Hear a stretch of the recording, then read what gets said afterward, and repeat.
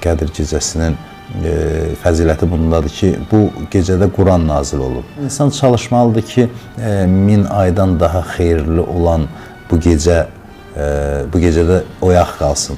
Yəni, sual verilir ki, fəziləti nədir? Fəziləti bundan ibarətdir ki, Quran buyurur, Leylətul qədri xeyrun min əlfi şəhr. Qədir gecəsi 1000 aydan daha xeyirlidir. 1000 ay təxminən bir insan ömrü qədərdir, 80 neçə il eləyir. Yəni, bir gecə bir ömrə bərabərdir, bir ömürdən daha xeyirlidir.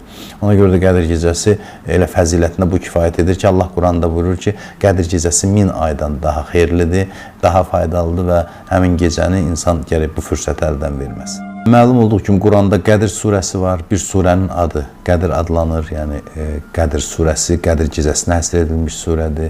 Bu surədə qeyd olunur ki, biz Quranı Qədir gecəsində nazil etdik və sən nə bilirsən ki, nədir Qədir gecəsi? Siz təsəvvür edin, bu gecə o qədər fəzilətli gecədir ki, Allah Peyğəmbərinə deyir ki, sən nə bilirsən ki, nədir Qədir gecəsi? Yəni, görün nə qədər üstündür. Sonra buyurur ki, Qədir gecəsi 1000 aydan daha xeyirlidir, 1000 aydan daha üstündür və o gecə mələklər və ruh yerə enir. Allahın izni ilə yerə enir, müəyyən işlər üçün yerə enir və həmin gecə səhərə qədər dan yeri sökülənə qədər salamatlıq gecəsidir. Salamatlıq o mənada yox ki, dünyada hansısa bir bəla baş vermir. Yəni, mənəvi baxımdan aramlıq, salamatlıq, mənəvi əmin-amanlıq gecəsidir və Qədir gecəsi nə qədər də biz desək fəzilətini ifadə etmək olmur. Çünki Quranda bir cümlə ilə deyir ki, sən nə bilirsən ki, nədir Qədir gecəsi? Yəni, nə qədər desəniz, bilsəniz də azdır, Qədir gecəsinin fəzilətini ifadə edə bilməzsiniz. Bəli, ümumiyyətlə Allah Quranda buyurur ki, məni çağırın, mən cavab verim. Ud'uni əstəcib ləkum. Çağırın, cavab verim.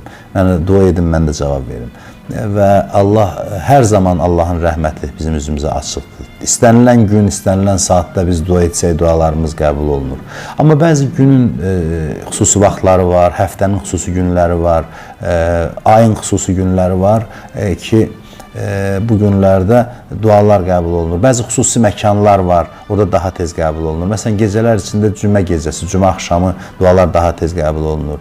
Müəyyən məkanlarda dualar qəbul olunur. Namaz vaxtları dualar qəbul olunur. O cümlədən də duanın qəbul olunması üçün ən münasib fürsət Qədir gecəsidir. Allahın rəhməti daha çox təzahür olunur və bu gecə kim ümidlə Allahın qapısına gedərsə bağışlanmamış qayıtmaz.